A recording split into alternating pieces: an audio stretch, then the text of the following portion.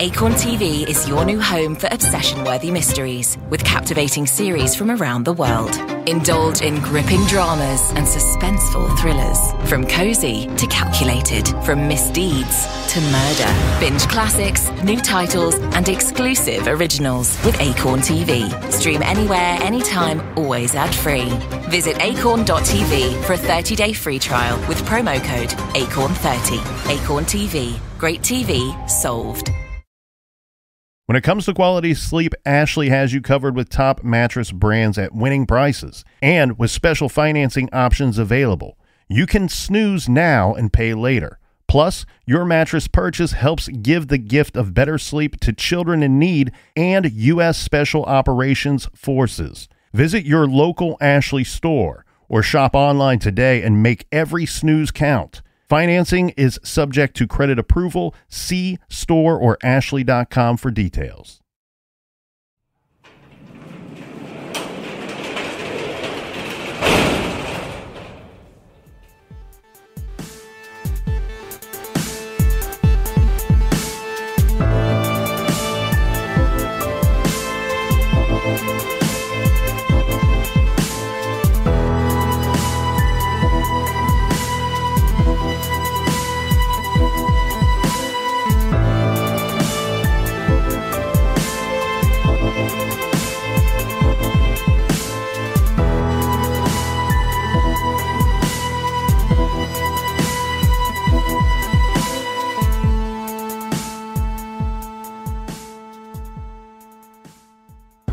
Welcome to True Crime Garage. Wherever you are, whatever you are doing, thank you for listening. I'm your host, Nick, and with me as always is a man that was more than happy to ignore the two major candidates in this year's election and scribble in his own name on the ballot, the wannabe chief and commander. All hail the captain.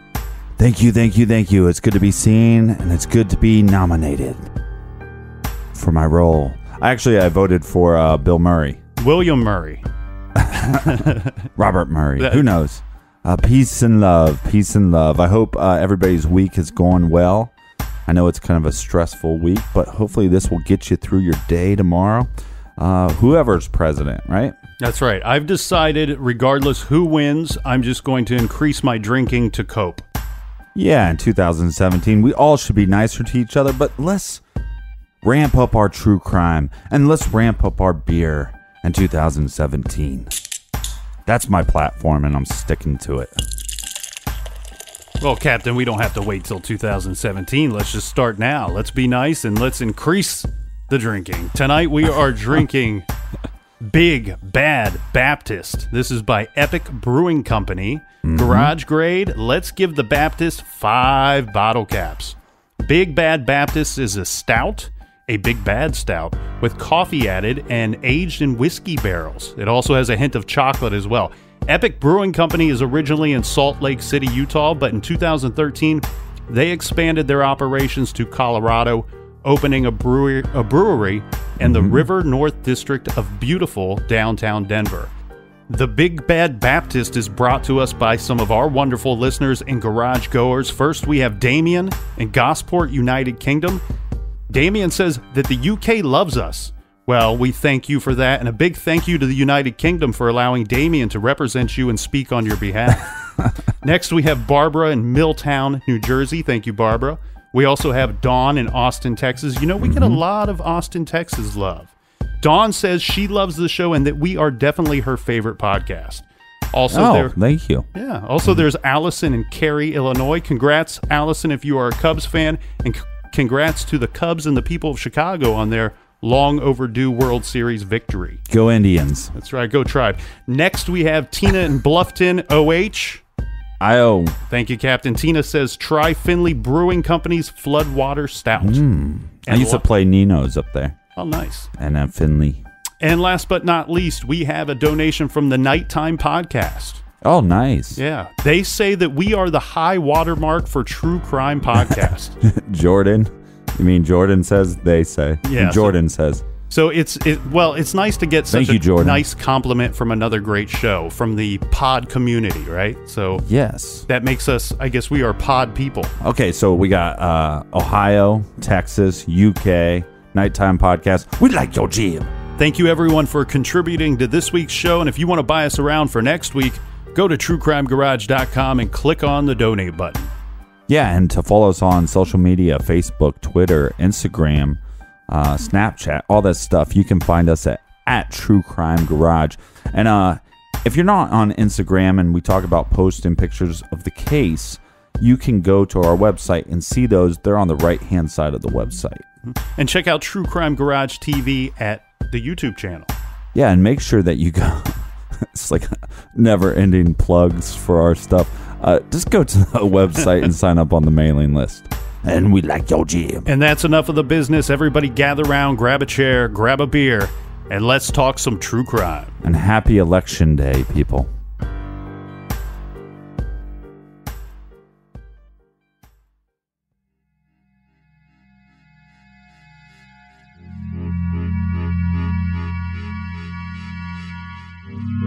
This is True Crime Garage, and this is the case of the Aurora theater shooter.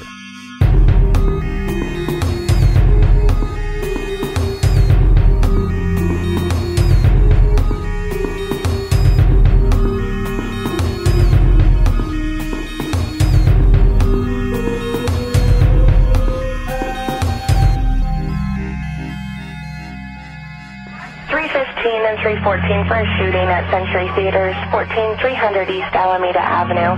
They're saying somebody's shooting in the auditorium. 315 and 314, there is at least one person that's been shot, but they're saying there's hundreds of people just running around. 316, be advised. 6 somebody sprayed some gas over here, too. 316, I need a rescue in here hot, too. I got a guy shot. And inside of Theater 9? Just outside of Theater 9. Team 6, we got another person outside shot in the leg, a female. I got people running out of the theater that are shot in room 9. 318, I'm talking another victim on the north side of this theater in the parking lot. I'm being told that he's in Theater 9. From what I'm smelling inside, it sounds like it's OC maybe too. Get us some damn gas masks for Theater 9, we can't get in it. 14, we have a party in the car shot. Plate 240, John Zebra, Ida, it's Kia, white Kia. Okay, copy. There's another victim in a white Kia. Where's that vehicle at? 16 Adam, I need a marked car behind the theater, stable side. The suspect in a gas mask. 11, hold the air 1 second. Cars with that white car in the rear of the lot. Is that a suspect? Yes, we've got rifles, gas masks. He's detained right now. I've got an open door going into the theater.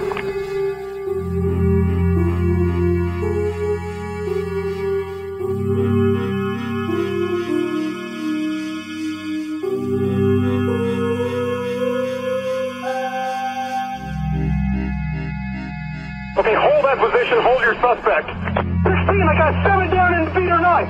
7 down.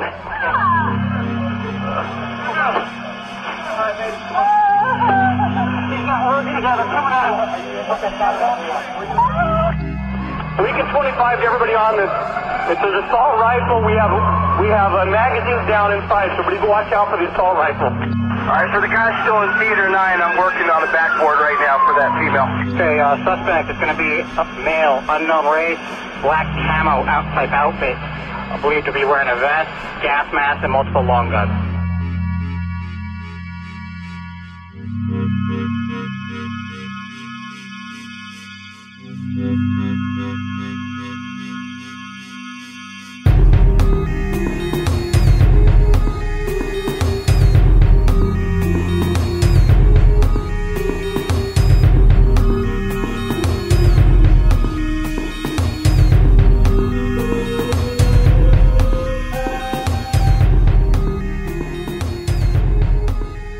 This evening, we are discussing the terrible and tragic event that took place in Colorado, July 20th, 2012, and absolutely one of the most senseless acts that I have ever heard of.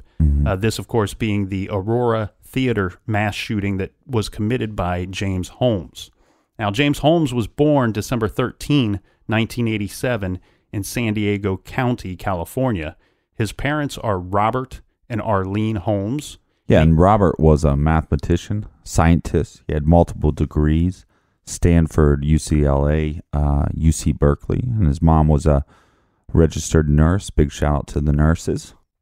He also has a younger sister named Chris, and then it's around these middle school years of his early life that we start to see some possible issues with James Holmes. Yeah, these are claims that are being made, and again, I don't know if some of this information was stuff that actually happened or was it claims after the mass shooting. Mm-hmm. So they talk a lot about how he started suffering some mental health issues around middle school. He talks about the nail ghost. Mm-hmm. So he basically would say that he would see these like ghosts or shadowy figures that were hitting or hammering on the wall. And at times they appeared to be fighting one another from what I had read. Yeah. It talks about shadows, kind of seeing shadow figures and also seeing kind of like flickers out of the side of his eyes. And he has told us that this is 11 around the... Well, he didn't tell us, but I think his lawyer claims that he made a suicide attempt at the age of 11. I haven't seen anywhere on record that his parents talk about this, but they don't do a lot of interviews. So maybe later on, like when you see like with the Columbine case, the mom took a long time before she actually wrote a book about it. So maybe that will come out later with one of his parents writing a book, and maybe would have some more insight to his childhood and what went wrong to have this happen. And after the events on July 20th, 2012, they've gone back and they've interviewed people that may have known James Holmes, that may have gone to school with him at an early age, elementary school, middle school age, and their reports are a bit scattered, in my opinion. There are some people that basically say, well, he was somebody that was unnoticeable. He was somebody that was kind of forgettable. Mm-hmm. He was kind of quiet. I didn't know who he was. There are other people. There is some debate whether he was either bullied or may have been somewhat of a bully himself. But it seems like the majority of the claims are that he was kind of a forgettable personality, that he didn't stand out in the crowd. Yeah, he was definitely a smart kid. Once he gets into high school, he plays soccer. He runs cross country. Again, playing soccer in high school, how good was he? Did he start? Did he sit the bench? I mean, who knows how much effect this really has on his life. He seems very into his academics, which extremely into the academics, which will lead him to the college, University of California, and which he'll get his bachelor's in neuroscience. He graduates in the top 1% of his class, and then he goes on to the University of Colorado, which he is going to get his PhD. Yeah, he's seeking a PhD from the University of Colorado. He enrolls in that program in 2011. Yeah, and before he actually goes to college, I believe this is the case. I've only seen clips on YouTube. I think there's the full presentation. He basically does like this internship, kind of a science summer camp type thing, and they filmed all the presentations. And so you can see before going into college, I mean, he's very well spoken, better spoken than we are, and very intelligent. That's a large group. Very intelligent for somebody that just graduated high school. Yeah. And he's also talking about some fascinating stuff. Basically he had to program a computer program, learn how to do all the code with Flash and everything. But basically, because of this science that we know, that he could create this code that would create these games that would create an illusion in your brain, which is pretty fascinating for somebody that's not even in college. But like we said, so now he's at the University of Colorado, and he lives in a 1-bedroom apartment with, it's basically a complex, but the complex is for health studies normally. So he's studying neuroscience, so he's around other people that PhDs. What are they studying? I'm not really for sure. It's for students, but you're saying probably a more specific type of student. Yeah, because a lot of times what they do, with PhD students is they're going to put you in housing so you're not around a bunch of freshmen. They try to, with the campus housing, They like to try to keep the ages similar, the areas of study similar. It just kind of helps, the social environment. And because he had already graduated UC Riverside, obviously he's older than the general students.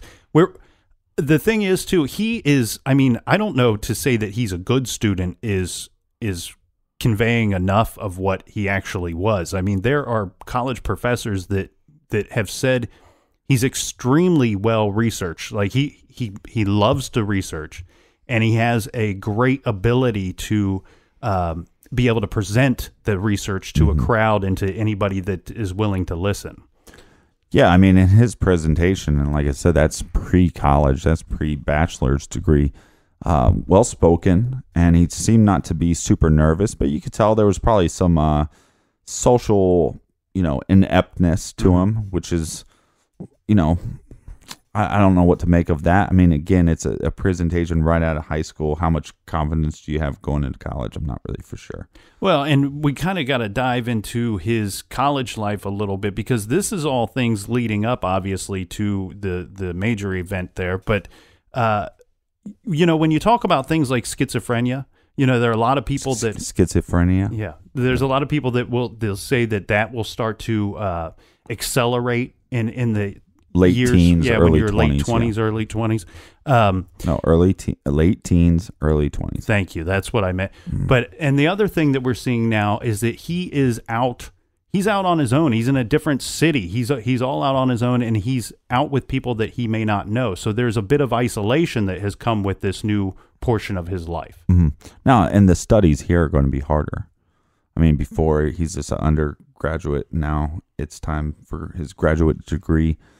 There's some weird stuff with his digital footprint, one that would leave. He has a university email. He has a MySpace account. That's before Facebook. Yeah. Match.com.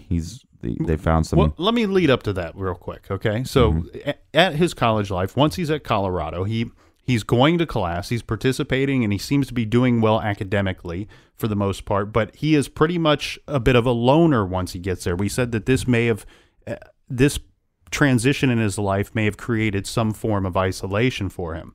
He probably was always somewhat isolated. He's not making a lot of friends. He goes out here and there, and there's at least one bar that he was known to have gone to several times, maybe even frequently, but he doesn't really buddy up with anyone there at school or at the bar as well. On occasion, it is rumored that he would go to a brothel.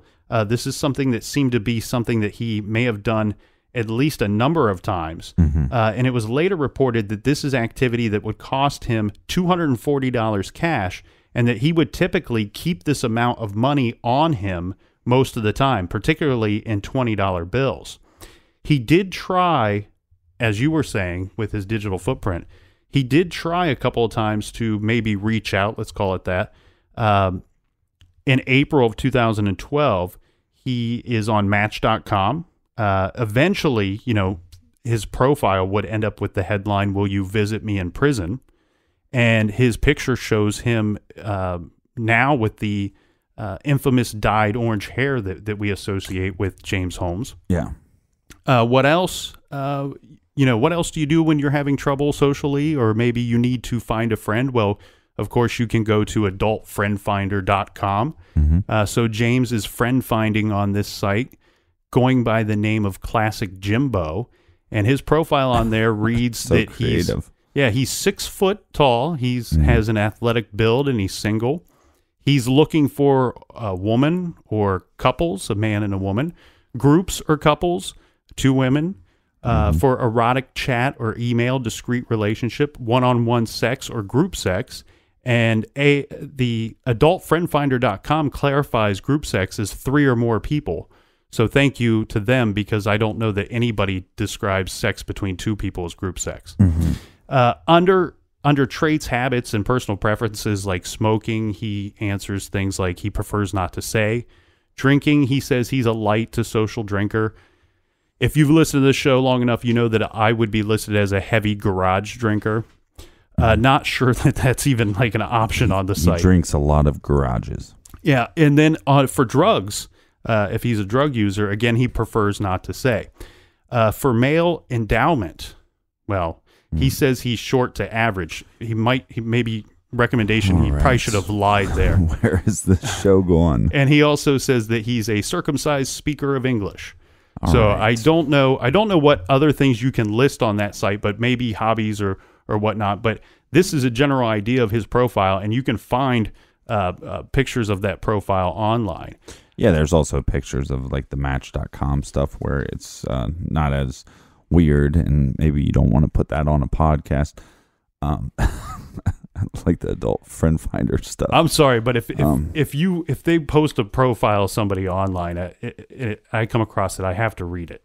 It's fascinating. Yeah, I mean, he also claims Match.com that he's 5'11", so maybe he's trying to be more honest there. He says he's not a smoker, but he's a drinker on Match.com. Mm-hmm. So and the other weird thing too is that they found, I mean, you might not, people might be listening going, well, I don't know if I buy the prostitution thing.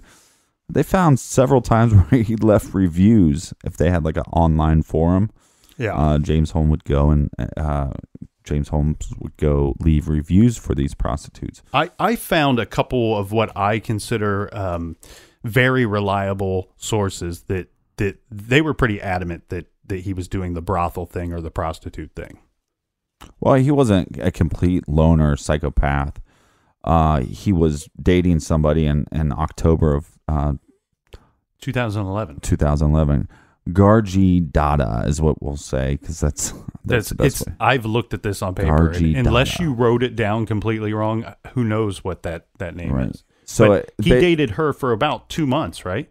Yeah, about 2 months, and then it ended. I guess there was something on St. Patrick's Day where there was an altercation.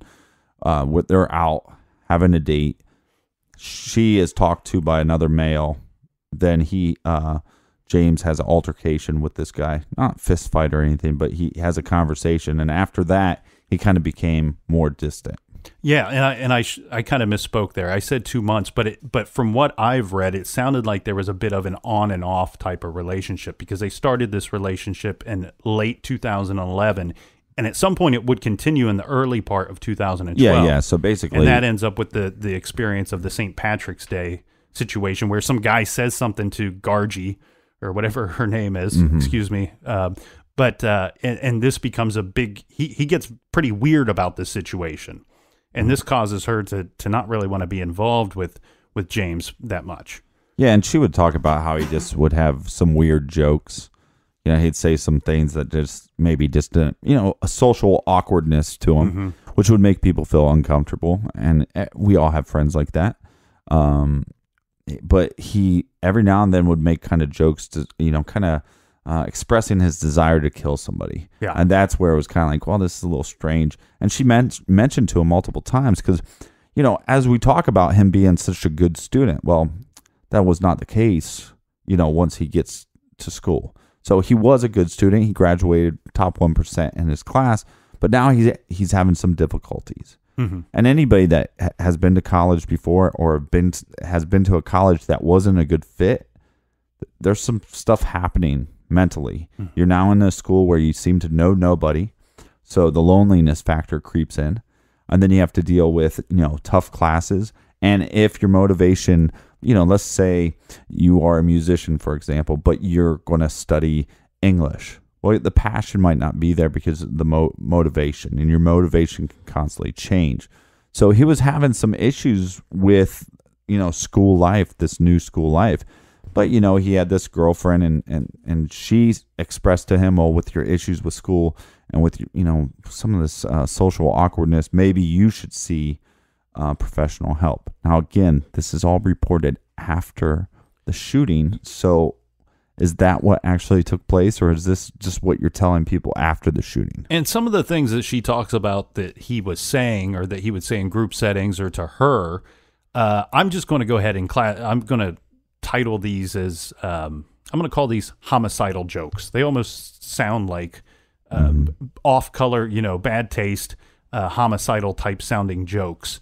And I think what you're seeing here is maybe we have somebody that has an issue connecting with others, and maybe the only way that he knows how to bridge that gap is with some kind of shock factor. by getting attention with some kind of shocking statement. But you're right. She does say, at the time, I didn't really take some of these things that he said seriously. However, I did recommend to him, maybe you should consider talking to somebody, a professional. Well, and if you get a chance, if you really dive into this case and you want to look at the presentation he gave, now I understand it's a presentation, but they ask him what are some goals in your life as they introduce him to make his speech. And one of the things he says is one of his lifelong goals is to own a Slurpee machine. Now, again, this is 4 years prior. It's kind of a funny joke, kind of an odd thing to bring up. And it gets a bunch of laughs from the audience. And then he smiles. He seems like a normal person. Again, what has happened to him? What is happening to him mentally? We won't know. Nobody can know that. It's just inside his brain.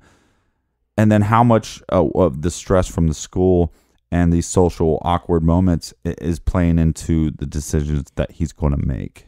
In the spring of 2012, he does start to receive he starts taking therapy sessions.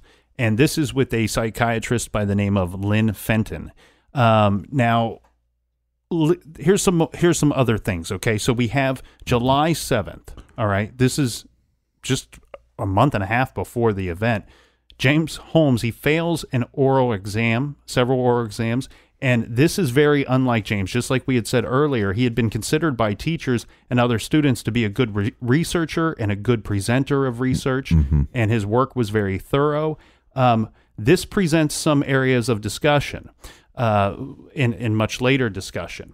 And on June 10th, James Holmes, he files paperwork to withdraw from the neuroscience program and does not say why he wishes to do so. Yeah. The following day, he meets with his psychiatrist. Again, this is Dr. Fenton, and he is breaking off the relationship with her. And she goes on to tell campus police officers that Holmes has made several homicidal statements and he had sent her threatening text messages. The campus police ask Fenton if they should put Holmes on a 72-hour psychiatric hold. This is obviously for his personal safety and for the safety of others as well. Dr. Fenton says that this will not be necessary. So again, we are seeing. And I think in this process too, they revoke his student ID, which I think goes to a lot of like food courts and probably access to different parts of the school are taken away by revoking or shutting off his student ID. And because of his area of study, he actually had access to buildings and rooms that students of the general population would not have access to. Again, Fenton decides against this 72-hour hold. This psychiatric hold's a pretty common thing. I didn't realize this, but in the state of Colorado, they estimate that about 2,000 or more of these holds a year. So a little more common than I had thought. But again, we are seeing some signs of something going on here, some kind of maybe a possible mental break of sorts, but we're also seeing some signs of premeditation to the massacre or a violent event that we're leading up to here. Way back in the early parts of May 2012, this and leading up to just days before the attack, James Holmes is stockpiling weapons and ammo. In May, he orders 2 tear gas canisters online, and over the next few weeks, he also buys 2 handguns, a shotgun, an assault rifle, and 6,295 rounds of ammunition and body armor, handcuffs, road stars. These are meant to puncture tires. Yeah. A 100-round drum magazine, and a laser sight, several laser sights, as well as additional explosive materials. He buys some of these at gun stores like his local Gander Mountain and Bass Pro Shop. So he's buying some of these face-to-face situations in person. And they're all legal. These are legal purchases. Exactly. And then he is purchasing some of these items online from several retailers, but one of them being bulkammo.com. Now, weeks leading up to the attack, we see James Holmes. He is actually going to the movie theater. This is the Aurora Century Theater 16.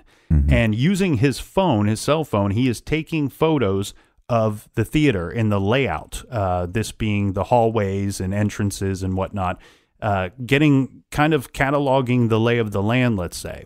But one photo in particular is he's taking a photo of the door latch. This is one of the exit doors. You know how in a movie theater you walk in to the theater and then you find your seat, but sometimes down by the screen they have doors that will exit out into the parking lot. Right. Well, he has taken photos of the latch and of this door. These are the events that lead us up to the actual event. And we'll get to that right after a quick beer break. This show is sponsored by BetterHelp. Do you look forward to the holidays? Maybe you struggle with seasonal blues. This time of year can be a lot, and it's natural to feel some sadness or even anxiety about it. But adding something new and positive to your life can counteract some of those feelings. Therapy can be a bright spot, something to look forward to make you feel grounded, and to give you the tools to manage everything going on. If you're thinking of starting therapy, give BetterHelp a try. It's entirely online, designed to be convenient, flexible, and suited to your schedule. Just fill out a brief questionnaire to get matched with a licensed therapist and switch therapists at any time for no additional charge. Find your bright spot this season with BetterHelp. Visit BetterHelp.com/garage today to get 10% off your first month. That's BetterHelp, HELP.com/garage.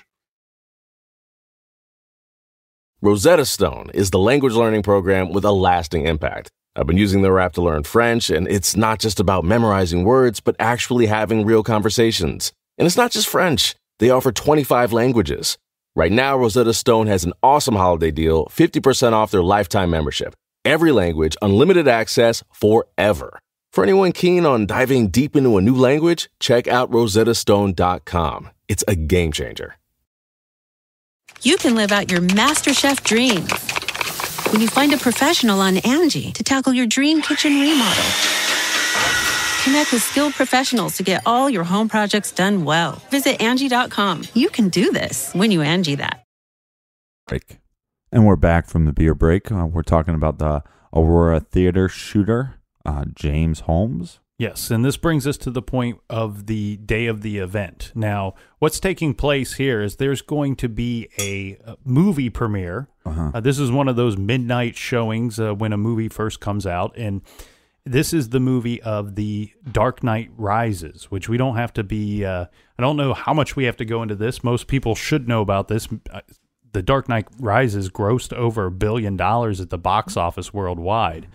Yeah. And it was the third movie in the Batman trilogy. Yeah, and so this is the character played by Christian Bale, the Batman character. This had Tom Hardy in it. A lot of people felt like this was the best. I'm just doing a little Batman movie talk real quick. Okay. A lot of people thought this was the best film of 2012.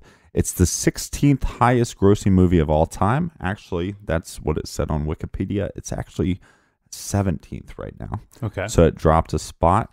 It was the third highest grossing movie of 2012, the fourth highest grossing superhero movie of all time. Now, just a little trivia. I'm just going to throw this at you.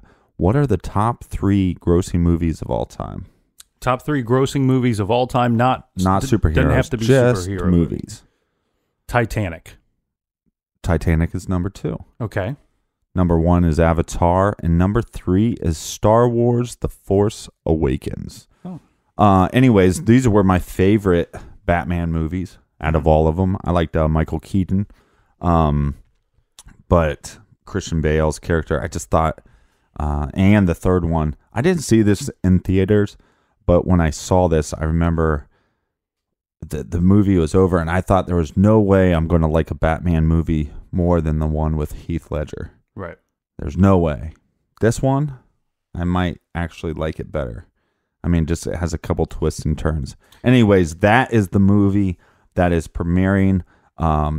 It's the midnight showing. It's going to be happening at July 20th. And this is a big deal. I mean, this is sold out. And if anybody's been to a sold out showing before, I mean, normally when you go to the movie theater, it's what, 1/4 full or maybe even half full at the most. But this is a big event where people are now going to, kind of fight to figure out where they're going to sit. Yeah, and there were actually 420 people watching the midnight showing of the Batman movie, The Dark Knight Rises. Yeah, not in this theater. There was actually multiple theaters that were showing The Dark Knight Rises. But it was a big event for theaters all over the United States for that night. Yeah. I believe it actually opened up the night before in New York, and then it opened up 4 days before in New York, yeah. And then it opened up nationwide and worldwide that day as well. So John Holmes, he has already previously purchased a ticket, and he purchased this ticket. Not John Holmes. Oh, sorry. James Holmes. Sorry. Okay. Different bad guy. Yeah. So James Holmes, he purchased his ticket well in advance, days in advance, actually. And he shows up to see this midnight premiere of the Batman movie. And shortly into the movie, this is all a plan that he has put together well in advance. And he's geared himself up for this attack to these innocent people that have no idea what they're about to witness. I don't think experience. I don't think it was James's plan to actually watch the movie. No, not at all. It was just I'm going to this event. So he basically stands up, or they see a lot of eyewitness accounts is that somebody stands up and is on their phone, almost like they're going to take a phone call. And they go to this emergency exit. And they kind of prop the door open, which is odd because normally one of the eyewitnesses said if somebody was going to take a phone call, you would assume that they'd go out to the lobby. You don't normally see anybody mess with the exit doors. Right? Yeah. And this is interesting because he stands up and then he goes out. These are the doors that we were talking about earlier. He goes out the door that's up by the screen.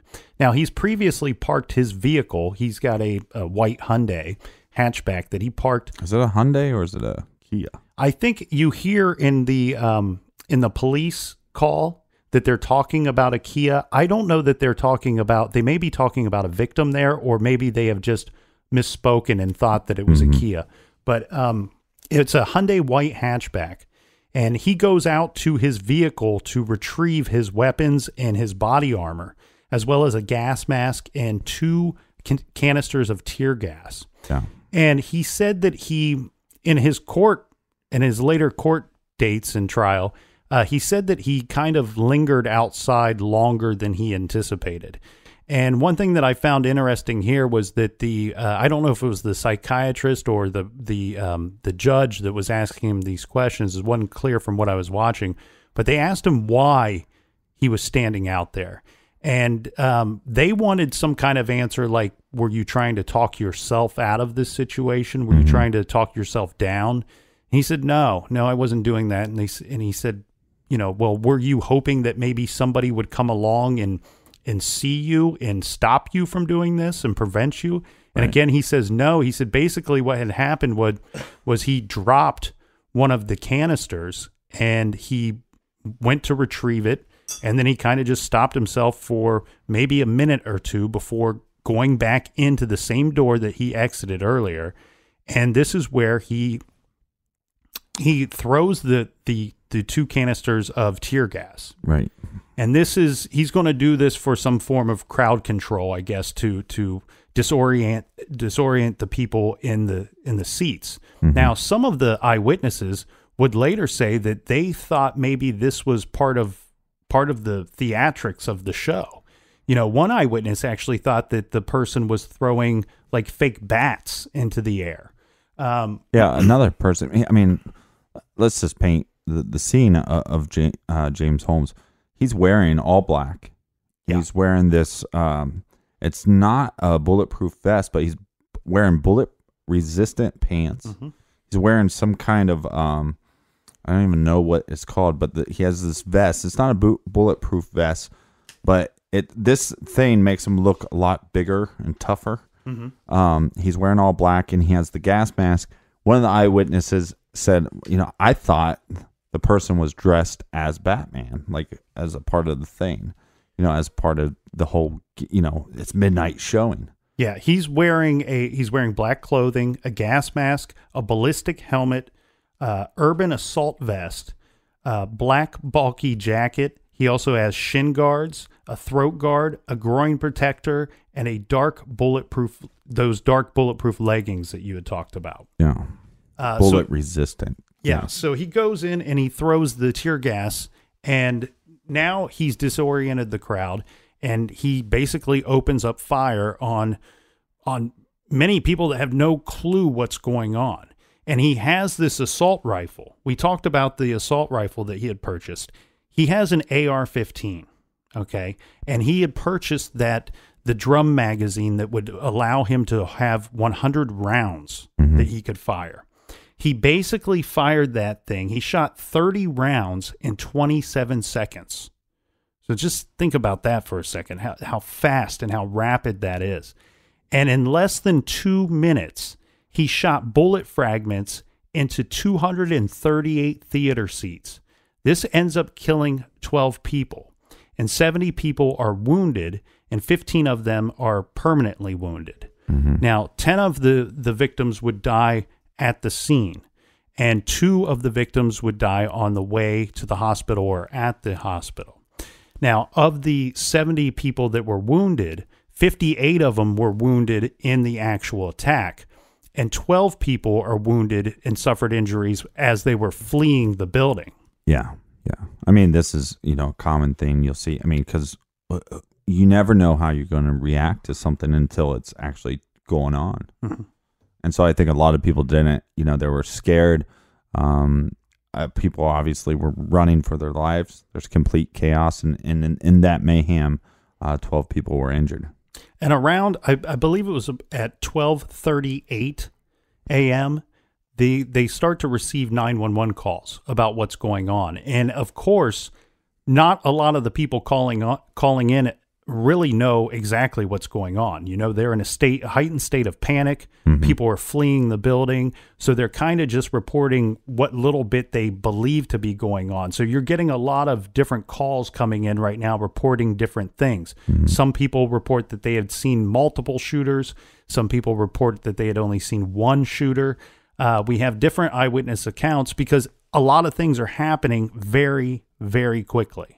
Yeah, so then the cops show up, and quickly they realize, I believe it's Theater 9. Yes, and he parked his vehicle right outside of Theater 9 in the parking lot so that he could access that door in his vehicle very quickly. Yeah, we can assume he wants to access that as a getaway vehicle. The cops show up, and you'll hear in the 911 tapes they're saying, "Hey, we need gas mask. We need gas masks. There's these smoke bombs or whatever you want to call them. In Theater 9, we need to get in there." And eventually, as through the 911 tapes, you hear this chaos. You hear them asking for ambulances. One of the things that people bring up a lot of times with this case is that these ambulances weren't showing up fast enough. And we have all these people wounded, and the cops started not waiting for the ambulance. They just started taking the victims out and taking them to the nearest hospital. Which actually goes against police protocol for that area anyway.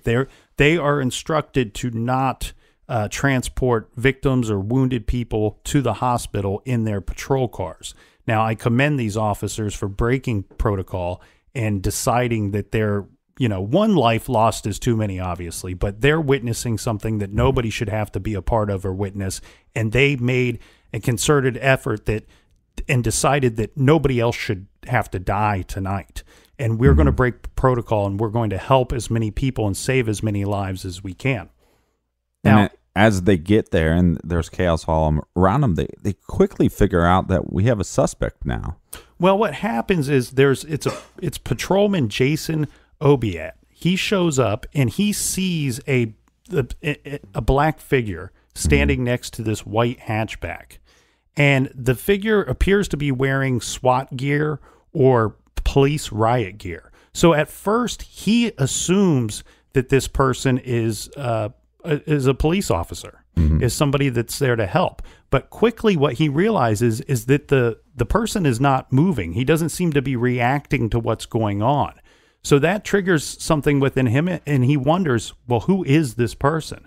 So he gets out of his vehicle and he tells the person to put your hands on the roof of the vehicle. And the person doesn't really resist. After being asked twice, James puts his hands on the roof of the vehicle. Next to him, very close to him on the roof of the vehicle, is a semi-automatic Glock. And then James Holmes is ordered to the ground. This is when the officer, Obiat, he comes up and he drags James Holmes about 10 feet away from the vehicle because he wants to get him away from that firearm. Right. And he drags him over to a dumpster and he cuffs him. Now, he starts to frisk him to see if he can find any additional weapons. When you see a person, when this thing is going on and you see a person outfitted in this kind of SWAT gear or riot gear that he's wearing, you have to assume that he's heavily armed. And he's trying to find other weapons on the assailant, on the suspect. And because he's wearing so much gear, you can't really feel anything in there. You can't feel for additional weapons. Mm-hmm. So a second officer shows up and they decide to, using a knife, they begin to cut some of the gear off of James Holmes. In doing so, they find a couple knives.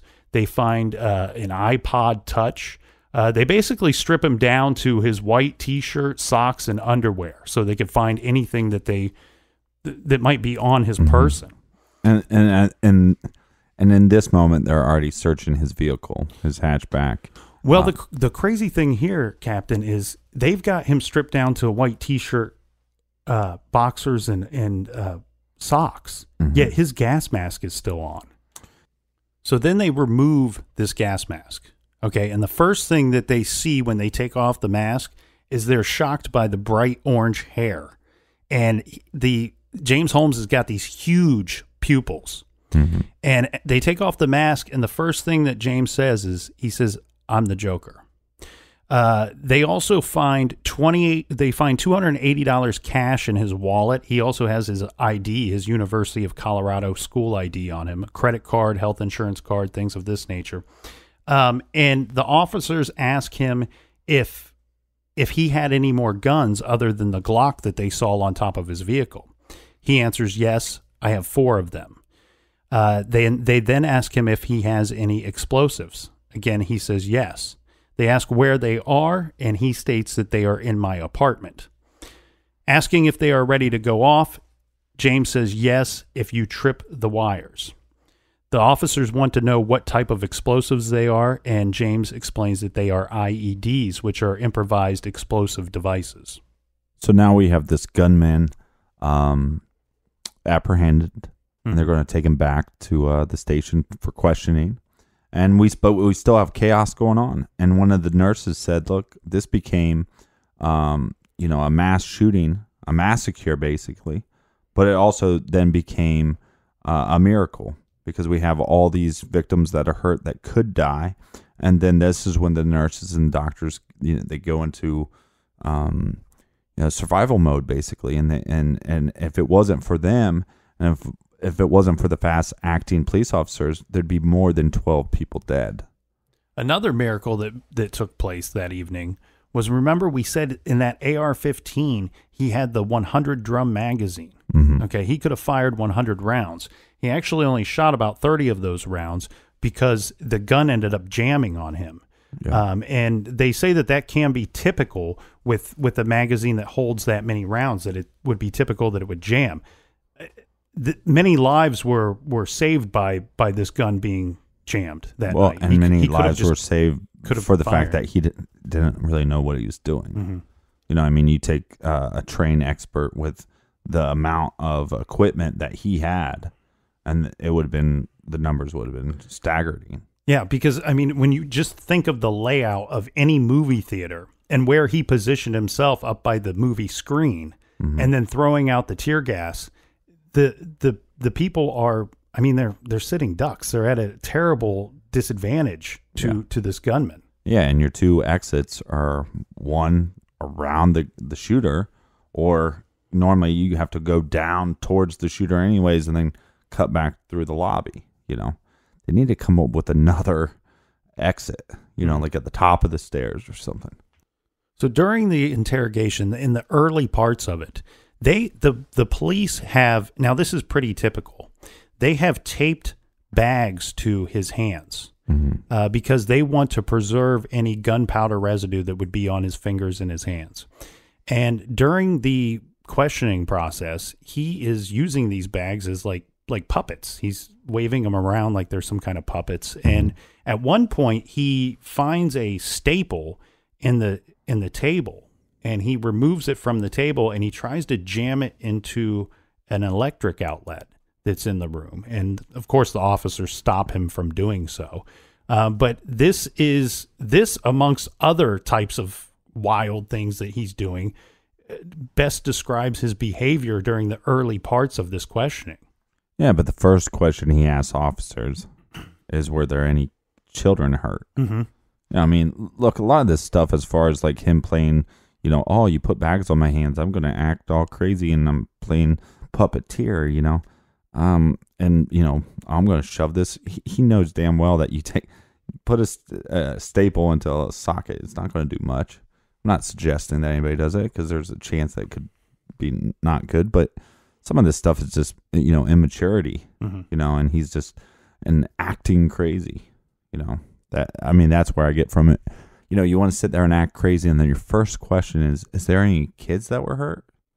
They also talk about when they, apprehended him and put him in the police vehicle, that they said, well, he was constantly like looking back to see what the chaos was.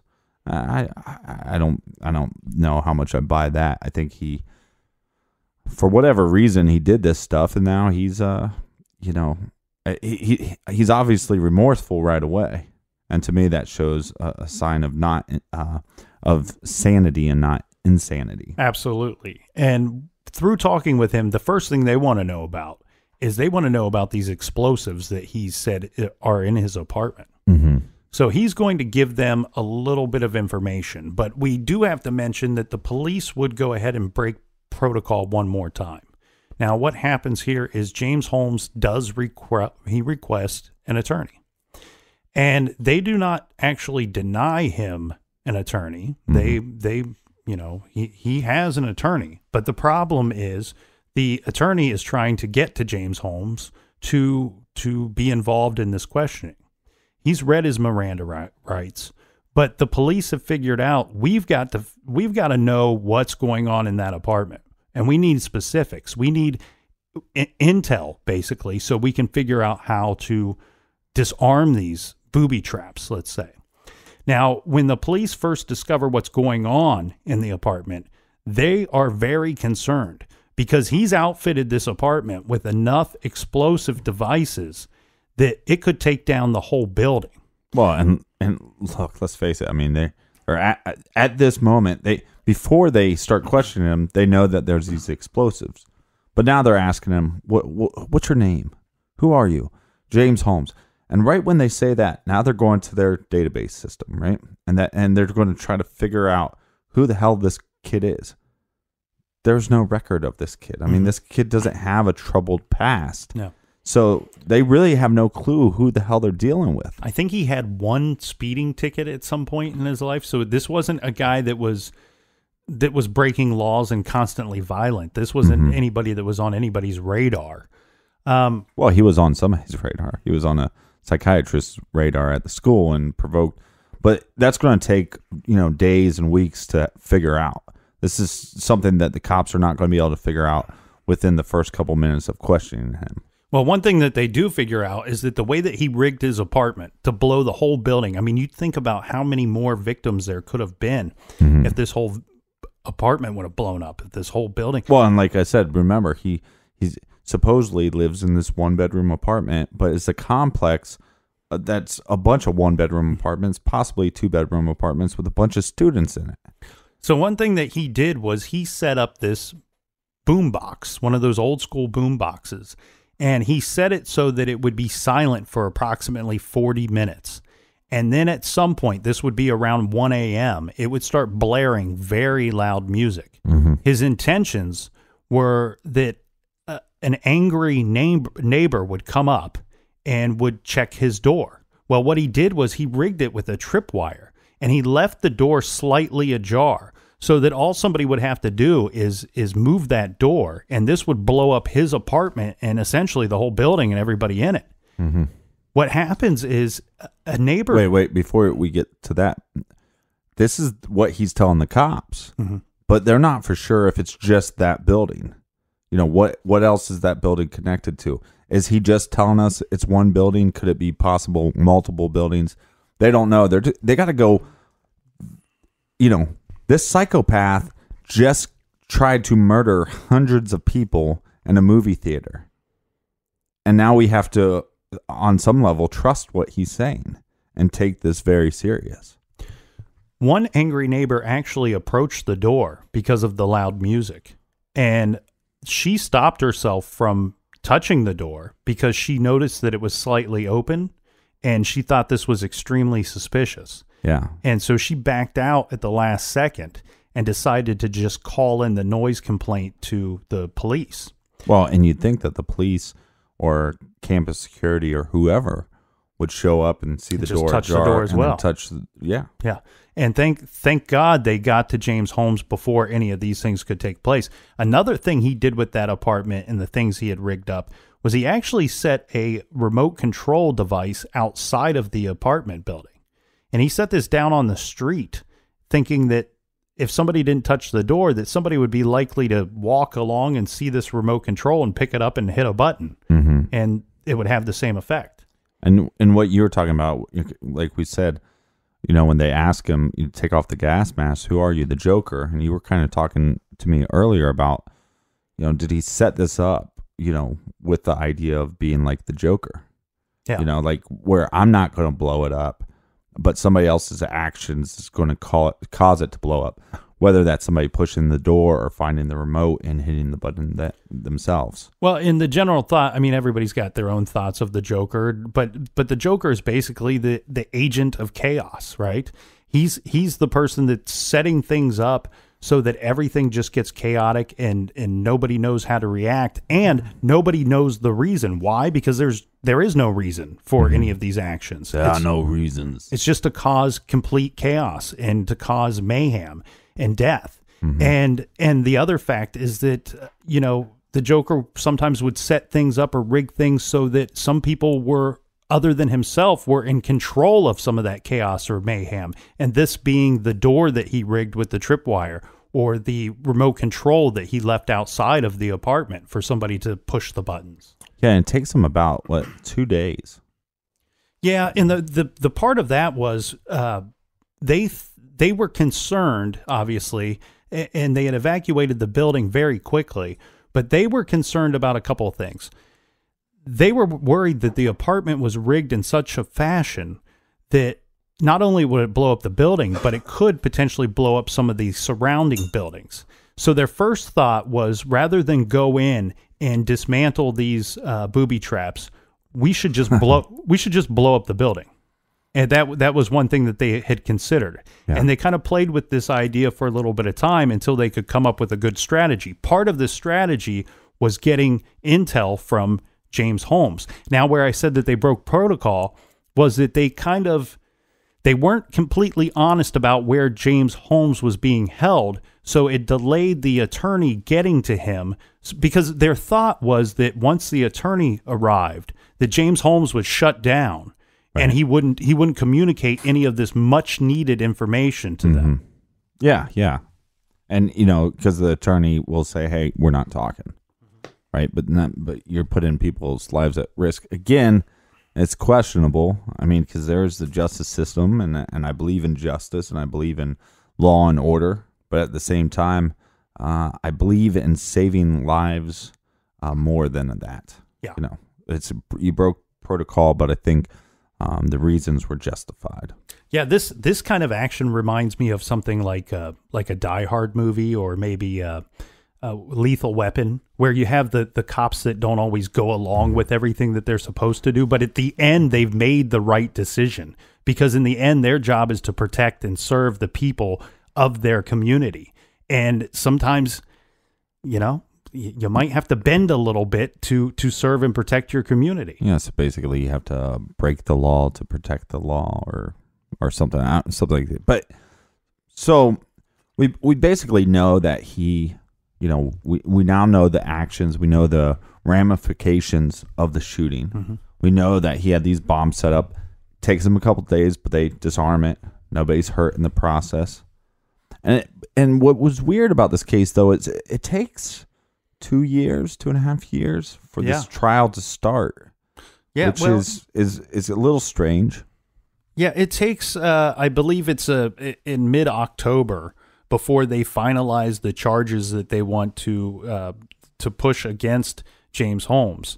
So that we're already seeing a few months lapse there. But then the jury selection process was crazy as well. I mean, they sent summonses out to like 9,000 people, and they were going to select 12 jurors plus some alternates from that pool of people. Well, this was headline news too, so it's also harder to find. Not only is it headline news, so you got to find somebody that's not biased, but just, I mean, think about the victim count. I mean, there's 12 people that lost their life, which is very senseless. It's ridiculous. And then there's another 70 people that are injured, and whether it's a small injury, and that's just the victims physically. But I mean, even if you're in the theater next door, what effect does that have on you mentally for all the years to come? When are you able to go back into a movie theater and feel safe? When are you able to go to any event and feel safe? Possibly never. Yeah, there's a lot of victims, as you're saying, that were in that building or witnessed something that night that are not part of any of these statistics that we read. They go unnamed and unknown. And these are people, like you said, they may not be able to go out in the public anymore, or maybe they have nightmares for the rest of their lives, or they can't sleep. They have insomnia now. This is on because of one lost individual, and whether you think he's sane or insane or whatever, I mean, I think we can all agree that he's definitely lost, and because of that, a lot of people were affected. And so I think that's probably another reason why it took so long for them to find a jury. There's a lot more people that are affected by this. And so then that makes the circle, bigger on how many people know somebody that was affected by this. So you have this event that took place that's of worldwide, everybody knows about this thing. Okay, so you have that problem. You have the jury selection process. You have the number of victims involved. Now, parallel all of that with trying to figure out, is this guy insane or is he sane? All right, and that's part of the reason why this trial would end up taking so long. Now, what would happen is not only did they learn about the booby traps, and they would figure out a way to dismantle all of them, and that all worked its way out because of good police work. Now, what they ended up finding out as well is as soon as James Holmes receives an attorney, it's communicated to the attorney that on that same day that he had mailed a notebook to his former psychiatrist. This is that Lynn Fenton. And we're going to say loose psychiatrist. I mean, he saw her maybe 3 times. So one thing that you can say about him is he actually sought out help. And Lynn was not the first psychiatrist he saw. So through the school, whatever's happening mentally with him, and I think from, that girlfriend he had, look, if a girlfriend suggests to you, maybe you should see somebody, talk to somebody, there's all this stuff going on with Holmes, and he goes and talks to a psychiatrist. That psychiatrist, wow, I can't talk. That 5 out of 5 beer That's is the really, big bad Baptist. Wow. Wowza. That psychiatrist refers him to Fenton. Is that the name? Fenton? Yes. Okay. And then she talks to him about 3 times. Within those 3 times, though, like we said, he's probably homicidal. They revoke his privileges on campus. They revoke his... And there's some call, you can find it online, where she's calling, leaving a message saying, hey, this Holmes character, I revoked this privilege and I've revoked this privilege. A lot of people put blame on her, like, oh, she could have did a 72-hour holding. Mm-hmm. And look, that's maybe.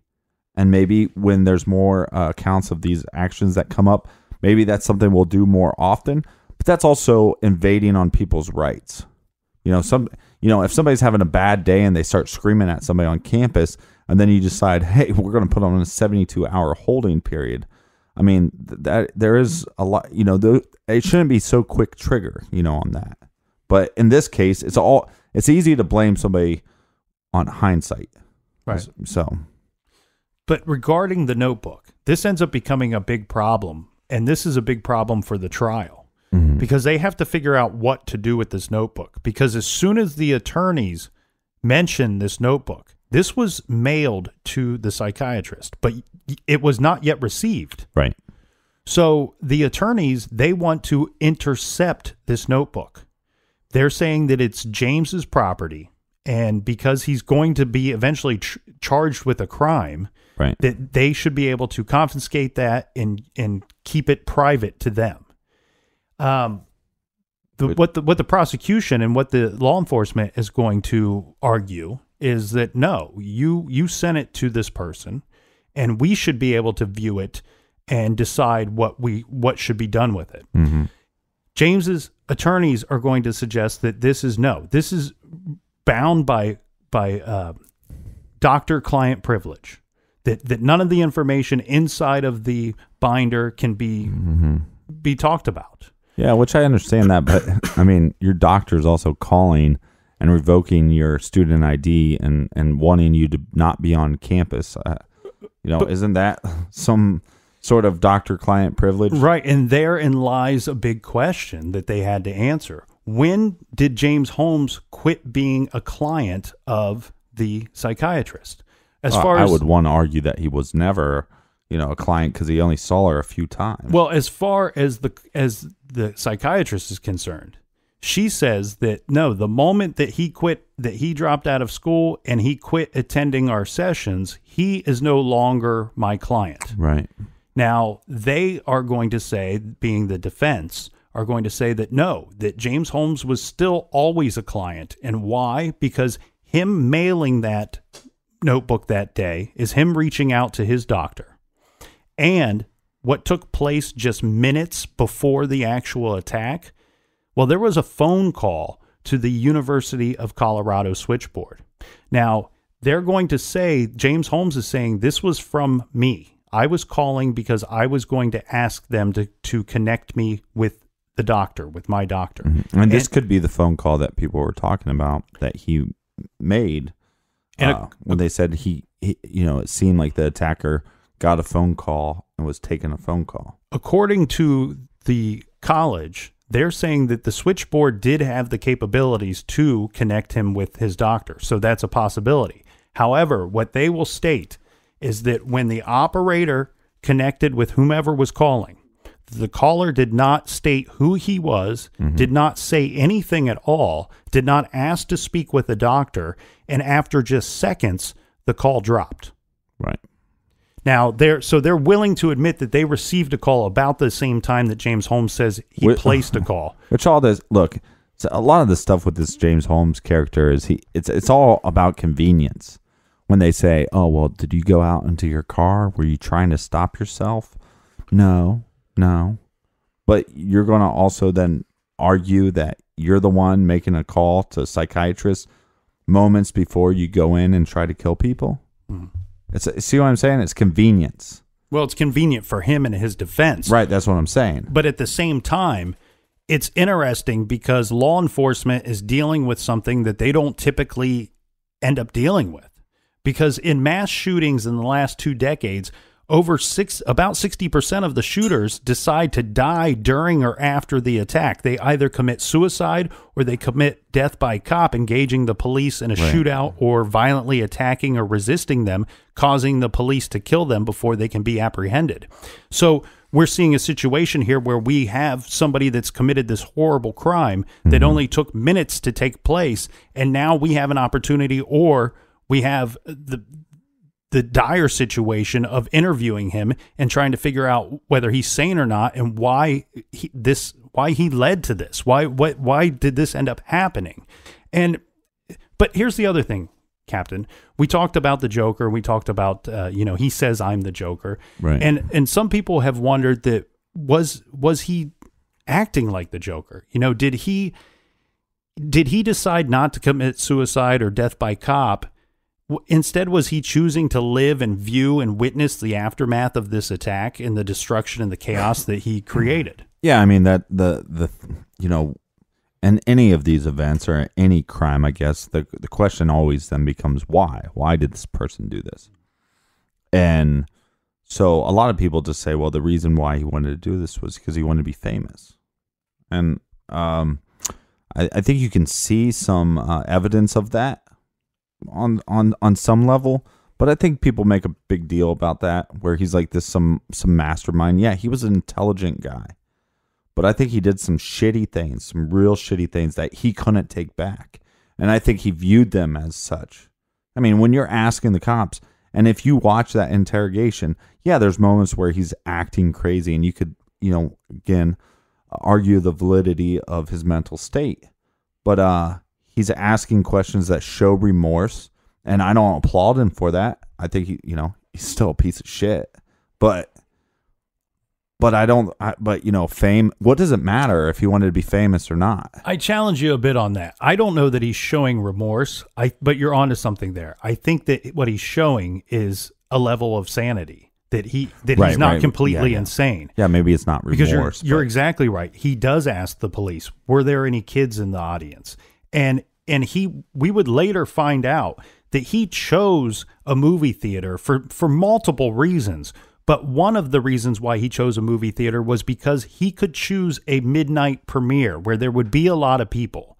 But because of the time of day, he didn't anticipate there being any children in the audience. Yeah, and the problem is there was a child. There was also a pregnant lady.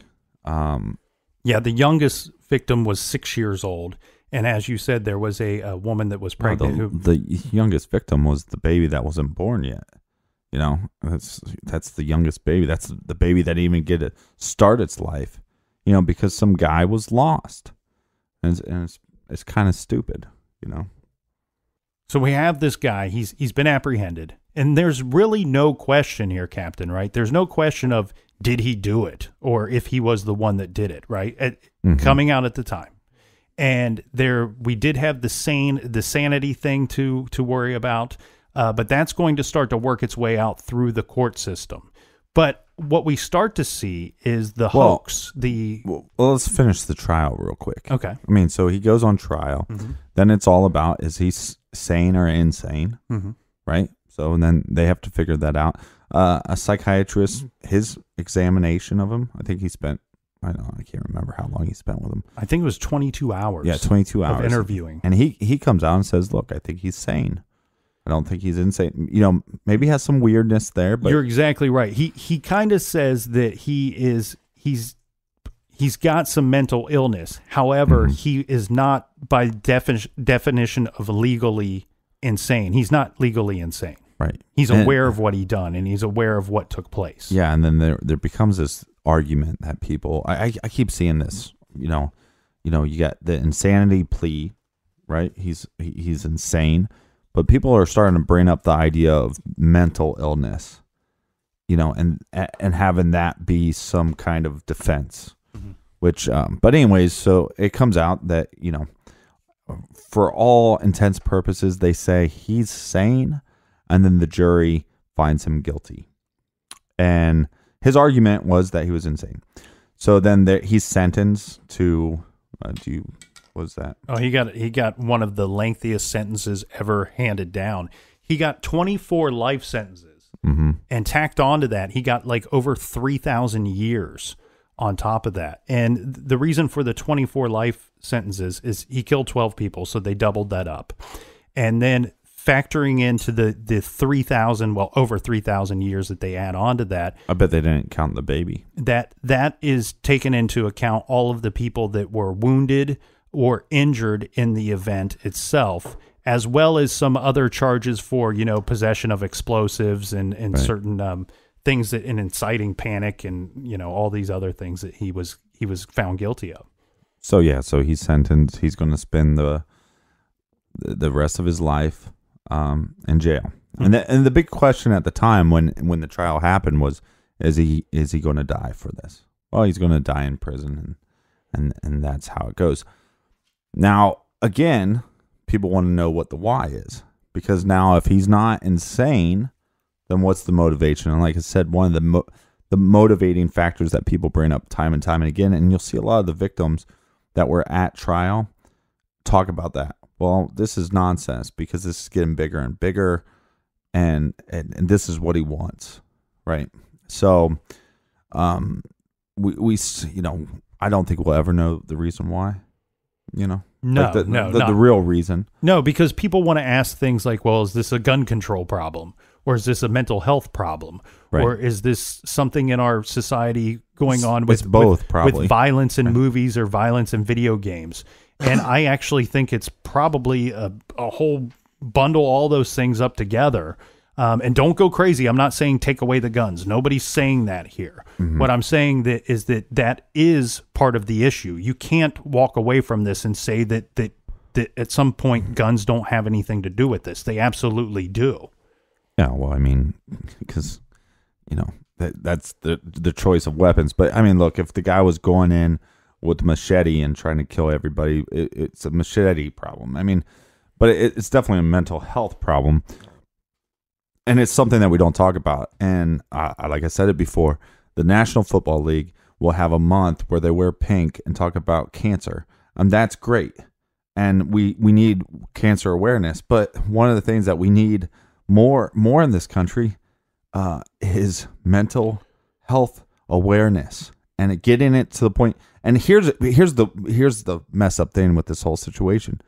James actually tried to get help, and I'm not putting any blame on the doctors, but this is not a kid that was going through some stuff and then just decided, well, I'm going to kill these people. And, so there's definitely some mental health stuff going on. And that just raises all these questions. And so 4 years later, and then because of the gun control thing, then this becomes this conspiracy thing. And you're exactly right. And hoax. And because when we see these things, Sandy Hook, when we see Columbine, when these things happen, immediately there's these people that come out of the woodwork and they say, nope, this is your government set this up somehow, or there's other players involved in this, and this is all because somebody wants to take away your right to own a gun. Exactly. And there's been multiple cases where there is proof that the media, I don't know who the higher ups that are pulling the puppet strings, but there has been cases that in these different circumstances that it seems like there's some kind of hoax to it. So we're just going to go through these real quick because it's interesting. So the first idea of this hoax, and you can look it up, is that it never happened. And this is just nonsense. One, we got a guy in prison. We had this trial. We have hundreds and hundreds of people. Hundreds of witnesses. At the theater. There's videotapes of it. People that say, this is one of the things that drives me nuts when people go, there's no cell phone footage of the shooter.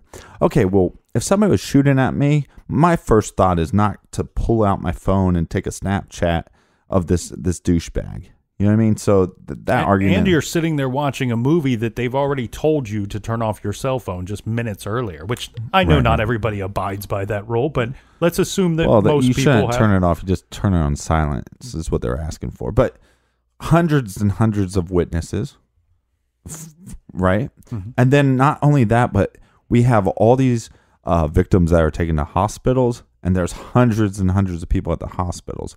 So did it happen? Yes, this happened. If you're somebody that thinks that this didn't happen and it's just all a hoax, maybe you should go talk to a doctor. Though another hoax that this one drives me a little nuts is it's a different guy.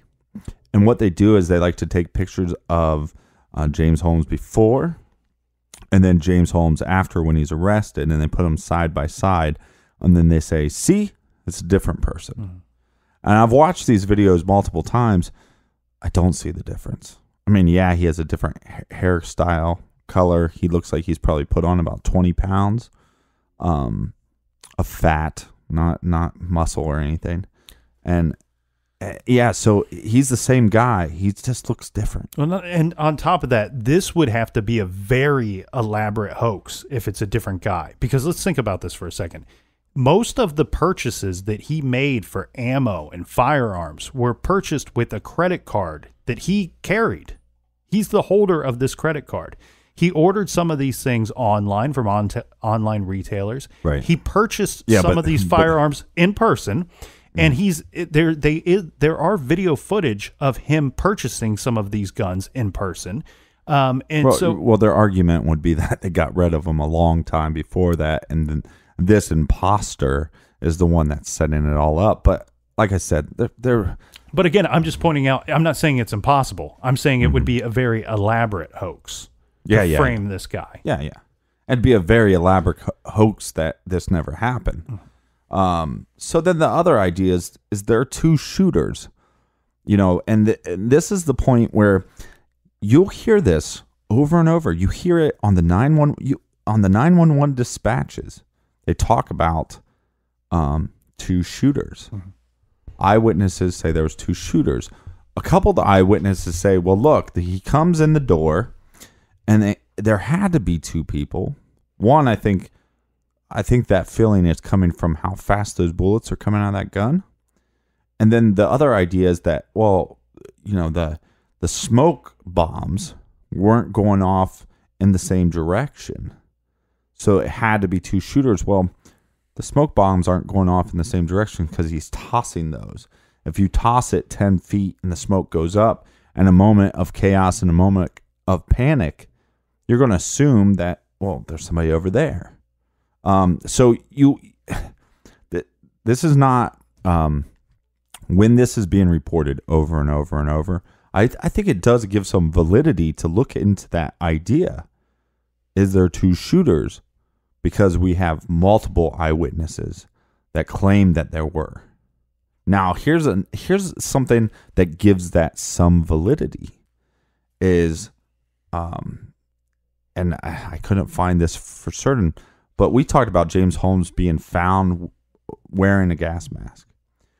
There was a gas mask that was found on the other end of the building behind, and it was found with a bloody knife. Now, how much truth is there? I'm not really for sure.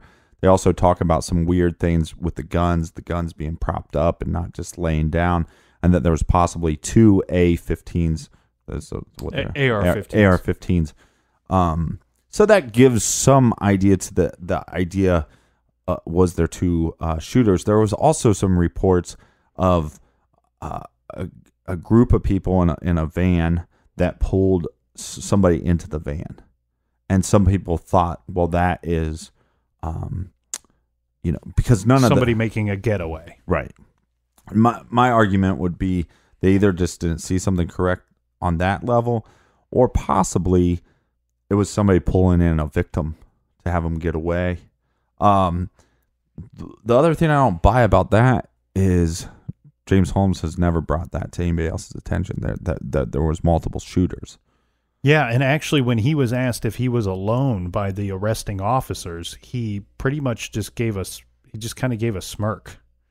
Like, he didn't really say yes or no. But well, that doesn't help the hoax theory, because if he's just smirking, then maybe. No, but I think that goes along with other things, that how he was reacting to his arrest. Mm-hmm. And the thing here too, one thing that I think throws this whole second shooter into motion. When we talked about Columbine, we had said that, some eyewitnesses believed that they had seen multiple groups of two men walking the halls shooting at people.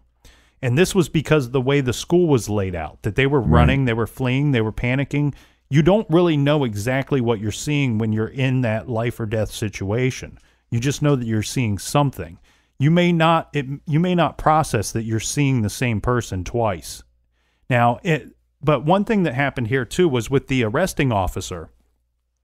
He at one point did think that there was a second shooter. And the reason being was after he had apprehended James Holmes, he saw a green sight. Now, this is like a laser scope sight that you would have on a handgun or on a firearm. And he saw this green sight pointing off in the distance or near them. And so he immediately goes on guard because now he's concerned that there's a second shooter. It's not very long after that he realizes that the sight that he's seeing is left on the Glock that was on the roof of the white hatchback that he had drug James Holmes away from. Well, the other thing too is that when he sends, like we talked about, he sends this package of the plan to his psychiatrist, and there's no mention of a second shooter in that. So, there is some reason to dive into that and question that. There doesn't seem to be a lot of validity to that. So like we talked about before, is this the same guy? When they put the pictures up side by side, it's definitely the same guy, but then they start arguing, well, his body's different. Well, let's think about this. In middle school and high school, he played soccer and he ran cross country. And then he goes to college, and now he's out of college. He's in college, but for his doctorate. So he's gained the freshman 15. This guy looks, he's in more shape in high school, and he let himself go, and then then it takes him 2 years to go stay on trial, and he lets himself go even more. Yeah. Well, think about this though. He has an athletic body type according to his adult friend finder account. Right. But right. We do know that on occasion he rode his bike to and from school. We also know that, like you said, he's at school. He's active. He's doing things. No, but what I'm talking about is high school. He wasn't that active in college. So, yes, your body is his body different? No, yes, his body's different, but it's just that's what it looks like when somebody's not in shape anymore. But what I'm saying for me is I'm seeing a difference in body type between him at trial and him on the day that he's arrested or within days of his arrest. Yeah, it's a progression. But obviously, it doesn't take an Einstein to figure it out. I didn't even have to leave the garage to figure it out. Right. It's because, guess what? He's in solitary confinement for most of his incarceration, for most of the time that he's being held because of multiple reasons. One, they are worried that he's going to be killed by another prisoner or person that's in the jail. Two, they are worried about him trying to take his own life. There was reports of him slamming his head into walls, and him saying crazy things. But there were also things when he was first brought in, they were the other inmates were calling him a child killer and a baby killer. And right. they made no buts about it that they wanted to hurt him. So he was held in solitary confinement for those reasons. Guess what? Unless you decide to drop to the floor and do push-ups, you don't get much activity in this situation. Okay, so what are some other reasons why people would think that this is possibly some kind of hoax? And not that it's not real, but that it's for some other agenda. Well, there's a lot of talk about his funding for school being from DARPA, right? Now, DARPA is the Defense Advanced Research Projects Agency. It's roughly about $2.97 billion are allotted to DARPA every year. But again, there's no record of this. It seems like the majority of the money that he's getting to go to school is coming from the university as far as grants go. Yeah, he got a grant as well as a stipend. And on top of that, his parents seem to have some kind of money that he may have been receiving money from them. And we do know that he had in his possession a credit card that he was not afraid to use. Yeah, I mean, and the big argument about this is that all the stuff he bought was possibly about $10,000 worth of equipment that he purchased for the attack. Again, he's, when we're talking about $20-some thousand coming in from the school to pay for his, and I just didn't find anything that showed any validity that DARPA was paying for his school. The other thing that is weird is they say that this is, a big conspiracy because his therapist worked for the Air Force. She was and now there is some validity to this. She did work for the Air Force. She also has kind of a dark past. She was charged with some weird stuff.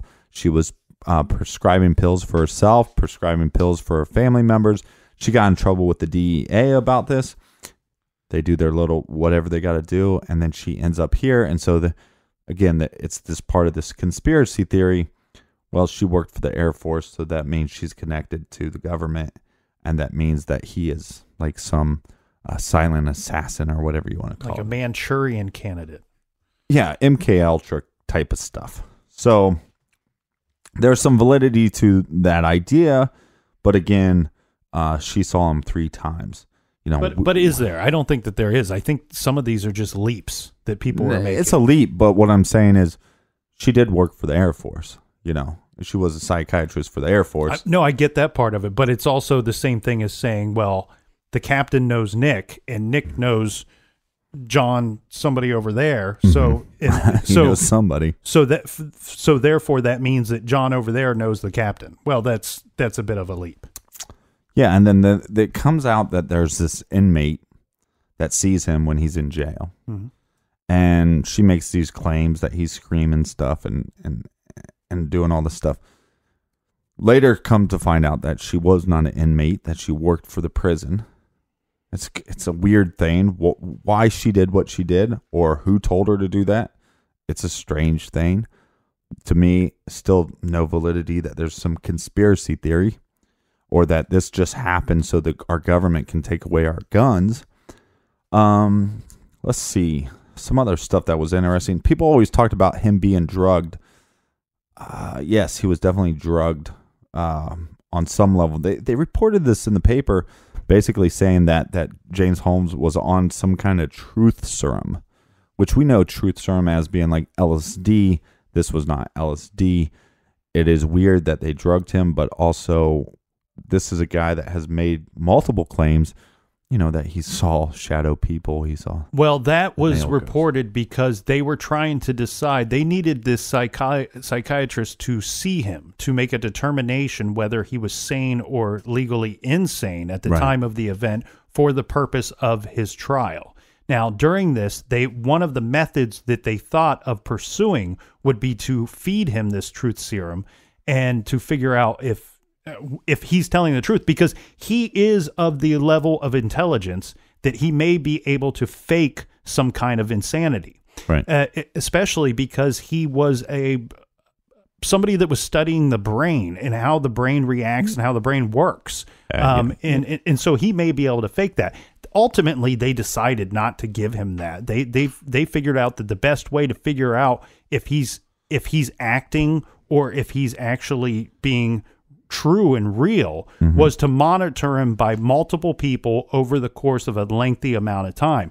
Because anybody, I don't care how smart you are, how dumb you are, most people can act a certain level of crazy for a certain amount of time. But if you do that, if you expand it over a long enough timeline, people can't hold that up after a while. Right. Yeah, and so, there's some validity there. I mean, they did give him some drugs or whatever. I don't know what that proves. I think the thing that they say is like a lot of the stuff with this whole MK Ultra talk is that, we put somebody, this sleeper assassin, they go up, he did the attack, and now he can't remember any of it. And now we're going to drug him. And the whole idea is that we're going to take him away from society and we're going to screw up his brain. And so what they're saying is they're drugging him. So therefore it's a conspiracy. Well, they are drugging him, but they're not hiding the fact that they did drug him. And part of that is because he's on suicide watch. Right. And that's typical protocol to follow when they have you feed them the drugs because it dulls them down and it calms their behavior. So again, it's happening. They're not being secretive about it. I don't think it plays. You shouldn't run with this idea to make it a conspiracy. But what they said was, so after the media reports that, wow, James Holmes looks super drugged up, then the judge says, no more media. And again, conspiracy theorists say, okay, well, see, here's an example of them trying to cover this up. Yeah, they actually issued like a 2.5-year gag order on people that were close to the case. They were not allowed to speak to the media regarding the James Holmes case. What the judge said, you can believe it or not, was he didn't want it to turn into a media circus. And, obviously. And you know what? Even with all the extra that they put onto it, trying to make it not turn into a circus, it still was received, in my opinion, as a circus. Yeah, so let me look at this. Okay, so if we want to stuff that would make you some eyebrows, right? It would raise your eyebrows, and James Holmes is famous for his stupid eyebrows. Some things that raise some eyebrows that just could just be pure crazy, or is there something to it? Deborah Cave. So what happens is when they're going to sentence him, this lady, which people claim was homeless, and that she was at the courthouse for a couple days. She gets up and says, don't kill him. It's not his fault. And she's screaming this. And that's not that weird. But then she starts saying, look, it's mental health. It's a mental health issue. Maybe he's sane, but it's mental health. This is where it gets strange. Deborah Cave says, I'm his real mother. They took him from me. And then James Holmes' mom turns around and now she's crying. They mutter some stuff. And, they're trying to detain Deborah Cave. And then she says some stuff and then she mutters FBI. Now, that happened. We know that. Yeah. We also know that Deborah Cave was found in contempt of court, and then they arrested her for this. I don't know what happened to Deborah Cave. I don't know if she was homeless. I don't know if she was on drugs. I don't know if she was mentally well, but it's something that goes, well, that raises some eyebrows. I don't know what it means, but it's weird. It's certainly strange. Holmes looks like his mother. Have you seen any interviews with his mother? He looks like his mother. I think he looks like his father as well.